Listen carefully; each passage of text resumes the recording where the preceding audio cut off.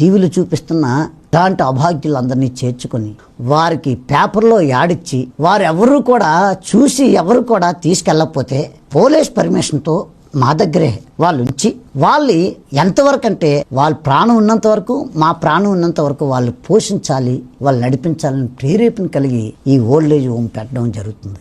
ప్రభునందు ప్రియ ఆత్మీయులైనటువంటి దేవుని బిడ్డలందరికీ నిండారు వందనాలు. ఈ యొక్క చింతపల్లి అడవుల్లో గొంతుపాకలు అనేటువంటి పంచాయతీలో ఇంచుమించు 17 గ్రామాలు దాటి ఉన్నాయి.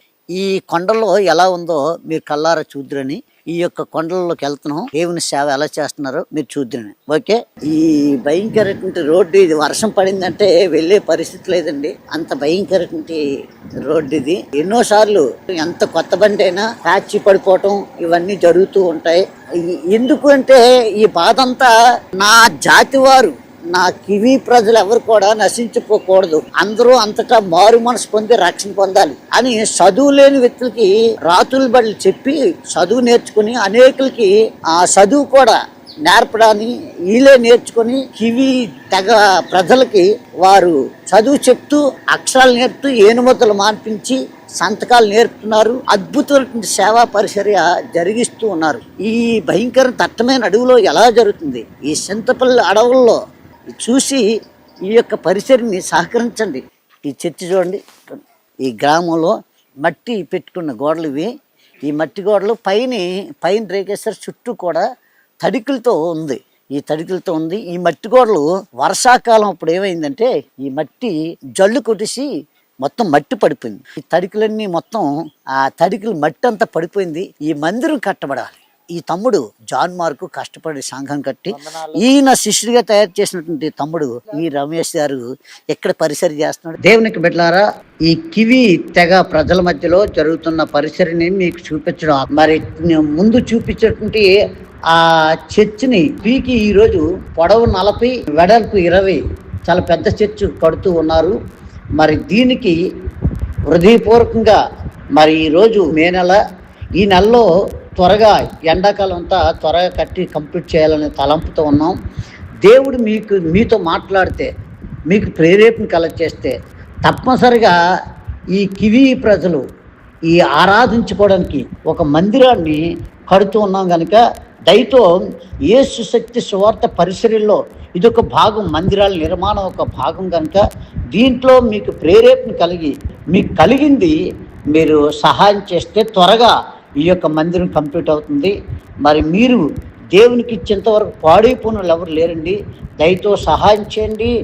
మనం సహాయం చేస్తే అందులోకి వచ్చిన ప్రతి ఒక్క విశ్వాసి మీ కొరకు మీ పిల్లల కోసం ప్రార్థన చేస్తారు. ఈ భూమి మీదను పరలోకంలో మీరు అధికంగా దీవించబడినట్టు ప్రజలు అవుతారు. దయతో సహకారం చేయండి, సహాయం చేయండి. ఈ మందిరం త్వరగా కట్టబడడానికి ప్రార్థన చేయండి. Thank you sir, thank you. దేవుడు మిమ్మల్ని దీవించిన గాక. ఆమేన్. ప్రభునందు ప్రియ ఆత్మీయులైనటువంటి దేవుని బిడ్డలందరికీ నిండారు వందనాలు. దేవునికి బిడ్డలారా, ఎంత గొప్ప దేవుడు. 2026 జనవరి నెల ముగింపులోకి వచ్చాం. ఇంతవరకు కాశీ కాపాడి ఆయన భద్రపరిచి ఆయన కౌగిట్లో మనల్ని ఆయురారోగ్యాలతో నింపి ఈ దినం ఇలాగా మనందరూ ముఖాముఖిగా కలుసుకొని ఆయన స్తుతించే భాగ్యం ఇచ్చాడు. ఎంత గొప్ప ధన్యత అండి, ఎంత గొప్ప. మనకంట జ్ఞానవంతులు ఐశ్వర్యవంతులు ఎంతోమంది ఈ భూగర్భంలో కలిసిపోతున్నారండి. మనల్ని అయితే తన అపరిమితమైన ప్రేమతో, తన వద్దులు లేని ప్రేమతో, తన శాశ్వతమైన ప్రేమతో, తన కొలతలు లేని ప్రేమతో మనల్ని ప్రేమించి ఆయుష్ని పెంచి ఆరోగ్యాన్ని ఇచ్చి ప్రమాదాల నుండి, కీడు నుండి, దుష్టు కనుదృష్టి నుండి, విషపూపుల నుండి, నరకవాసన నుండి అన్నింటిని తప్పించి సజీవులుగా ఉంచి ఆయన మహింపరిచే భాగ్యం ఇచ్చాడే. ఎంత గొప్ప దేవుడు అండి, ఎంత గొప్ప దేవుడు, ఎంత గొప్ప దేవాని స్తోత్రం. ఆయన ప్రభువా నీకు వందనాలు తండ్రి, మహిమపరుస్తున్నాను తండ్రి. కొద్దిసేపు మాతో మాట్లాడుతండ్రి అని కొద్దిసేపు పరిశుద్ధాత్మ దేవుడు నీతో నాతో మాట్లాడుతున్న మాటలు కొద్దిసేపు ధ్యానించుకుందాం.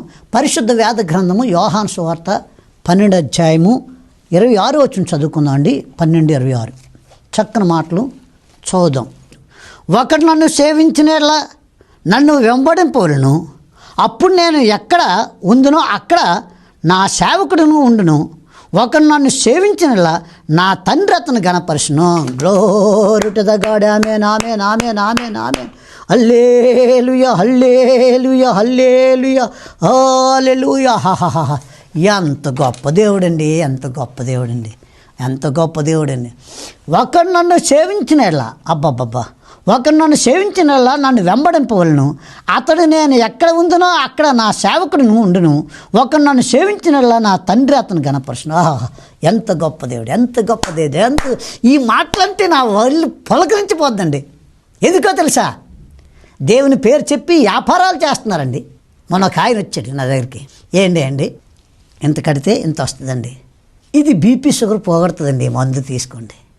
రకరకాల వేషాలు వేసుకొని సేవకులే, బయట వాళ్ళైతే విశ్వాసులు అంటే పాపం తెలియక చేస్తున్నారని అనుకుంటున్నాను. సేవకులే వచ్చి, అయ్యారు మీ దగ్గర యావత్తు 5-6 రాష్ట్రాలకి లీడర్ కదా, మీరు ఇన్ని సంఘాలు కట్టారు కదా, ఈ వ్యాపారం కానీ అయితే ఓ లక్షలు. ఆ మాటకి సున్నితంగా చెప్పా, కోపడలేదు. మనసులో అయితే భయంకర రౌద్రుడిలాగా అంత కోపం వచ్చింది. కానీ నేను దేవుని సేవకుని, మా దేవుని సేవకులకు ఉన్న గుణం ఏంటంటే పటేలుమని కొట్టేసి అయ్యా ప్రార్థన చేయండి అంటే ప్రార్థన చేస్తాం, అంతకంటే మాకు దిక్కు లేదు, మా ప్రభువే మాకు దిక్కు. ఎందుకు ఈ మాట చెప్తున్నంటే, ఈ ఓల్డ్ ఏజ్ హోమ్ కిందని ఓల్డ్ ఏజ్ పైన చర్చి కట్టడానికి నేను పునాది తీస్తుంటే వచ్చి పడేలుమని చెప్పుతూ కొడిశాడు ఒక పెద్ద ఆయన. అవి పేషెంట్ గారు అన్నారు పోలీస్ కంప్లైంట్. లేదండి, పోలీసుల కన్నా పెద్ద ఆయనకి కంప్లైంట్ వెళ్ళిపోయిందండి, ఆయన చూస్తున్న దేవుడు వింటున్న దేవుడు సమాధానం ఇచ్చింది, ఆయనకి మరుగైంది ఏముంది, ఆయన చూసుకుంటుంది. దేవునికి బిడ్డలారా, మనల్ని మనం తగ్గించుకోవడం వల్ల ఆయన కళ్ళేటినే ఆయన భూమి మీద అలా చూస్తున్నాడు. 2 అంతస్తుల బిల్డింగు కిందన ఓల్డ్ ఏజ్ హోమ్ అది పెట్టేసరికి వస్తాడు పాపం, అలా చూసుకుని దండం పెట్టుకుని పోతాడు. దేవుని బిడ్డలారా, ఎక్కడైతే తగ్గించబడతామో అక్కడ మనల్ని ఇచ్చేస్తాడు. కనుక ఈ వ్యాపారస్తుడు వచ్చి పాస్టర్ గారు అయ్యండి వచ్చి ఇది తీసుకోండి అంటే ఆయన సున్నితంగా చెప్పాను. నాగిటి మీద చెయ్యి వేసి వెనక్కి తిరిగినవాడు నావాడు కాదంటున్నాడు. నేను ఎప్పుడైతే సిలువ వేయబడ్డానో నా ప్రాణాత్మ శరీరాత్మ అణువణువు కూడా నా ప్రభుతో నిండిపోయిందయ్యా. నేను ప్రభు మాటలు తప్ప రెండోది వ్యాపారం కానీ ఏది చేయలేనయ్యా, నన్ను క్షమించు. అది కాదండి, మీకు కారు కావాలి కదా, మీకు ఇది కావాలి కదా, అది కావాలి కదా, ఇది చేస్తే బాగుంటుంది, అది నాకు అవసరమైతే నా ప్రభు ఇస్తాడండి. మీ ఓల్డేజ్ హోమ్కి వ్యాన్ కావాలి కదా, ఆ ఓల్డేజ్ హోమ్లో ఉన్న వ్యక్తులు కన్నీరు మున్నీరే ఏడిస్తే వాళ్ళకి రాత్రి 11-12కి ఆరోగ్యం బాగోపోతే తీసుకెళ్ళడానికి వ్యాన్ కావాలి. అది వాళ్ళకి అవసరమైతే వాళ్ళు ప్రార్థన చేస్తే దేవుడే ఎవరినో ప్రేరేపణ కలెక్ట్ చేసి ఏ పాత వ్యానో కొత్తదో ఏదో ఒకటి ఇస్తాడు. మేము ప్రభు పాదాలు పట్టుకొని కన్నీరు కాచే వ్యక్తులను తప్ప ఇటువంటి వ్యాపారాలు చేసి వ్యాపారం మీద ఆధారపడిన వ్యక్తులను కాదయ్యా. క్షమించు, నీ వ్యాపారం నువ్వు చేసుకో, కానీ భయంకర శ్రమల పాలవుతో జాగ్రత్త సుమి. చేస్తే వ్యాపారం చేసుకో, లేకపోతే దేవుని సేవ చేయి. 2 పడవల మీద చేయకు బాబు అంటే చెప్పేసి 4 రోజులు అయింది, ఆ కంపెనీ దివాళా తీస్తారు. దివాళా తీస్తే చెప్తున్న చేతులెత్తి దండం పెట్టి యథార్థంగా జరిగింది చెప్తున్నాను. చివరికి చర్చు ఇల్లు సమస్తం వదిలేసి ఎవరు వెళ్ళిపోయారు భార్య భర్తలు, ఊరిలో అందరూ ఆక్యుపై చేసుకున్నారు. జాగ్రత్త సుమి, చేతులెత్తి దండం పెడుతున్నాను.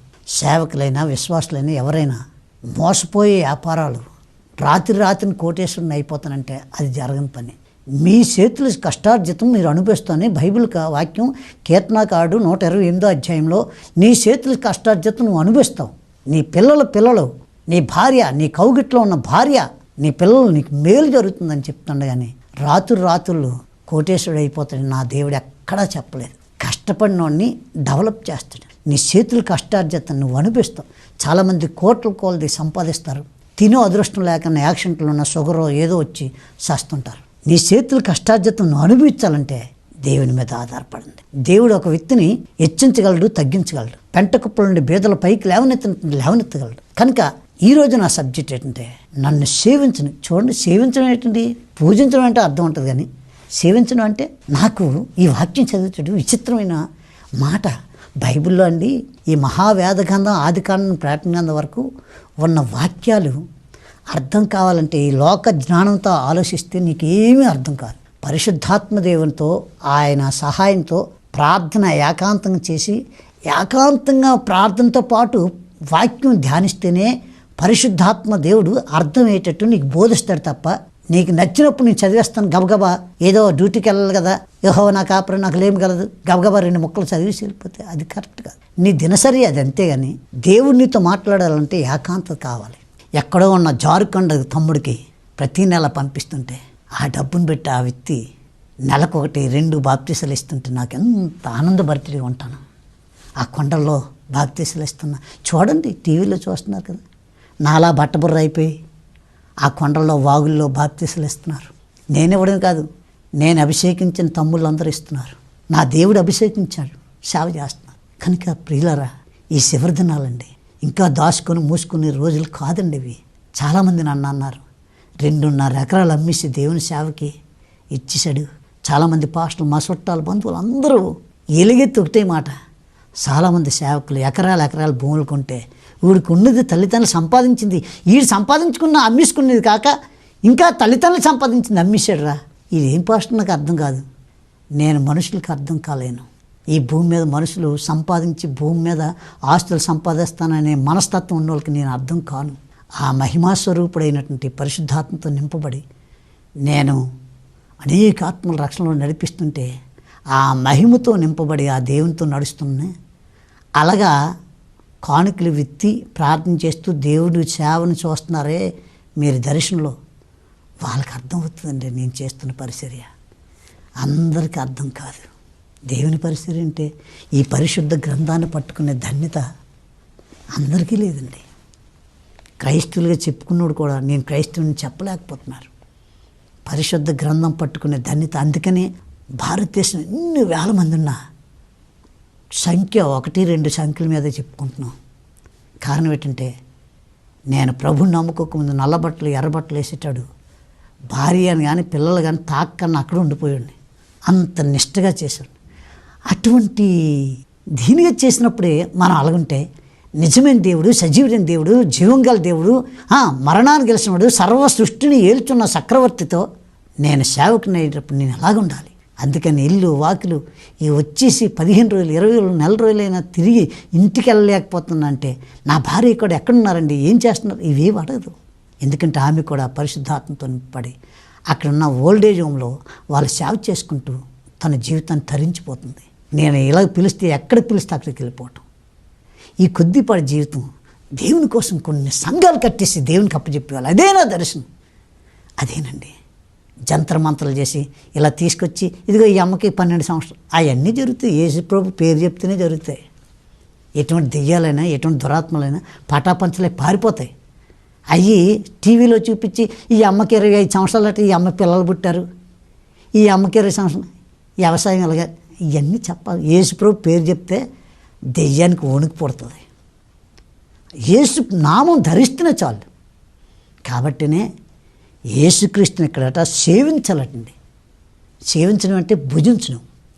భుజించేటప్పుడు నరాలు కూడా డాక్టర్లు ఏమంటారు చూడండి, భుజించేటప్పుడు ఏం చేస్తారు, నరాలు కూడా ఆ తిన్నది నరాలు కూడా ఎక్కిపోయి ఆరోగ్యంగా మనం తింటున్నది ఎలాగైతే ఉంటుందో అలాగే యేసు ప్రభుని భుజించి సేవిస్తుంటే నరాల్లో యేసు రక్తం ప్రవహించి పాపిష్టి జీవితాన్ని దూరం చేసేస్తుంది. పాపిష్టి మాటలు దూరం చేసేస్తుంది. పరిశుద్ధమైన మాటలు, పరిశుద్ధమైన జీవితం వచ్చేస్తుంది. అందుకే మహాదేవుడు కొరింథీ పత్రికలో అంటాడు అపోస్తలుడు పౌలు ద్వారా, మీరు దేవుని ఆలయమై ఉన్నారు, మీ హృదయమే దేవుని ఆలయం.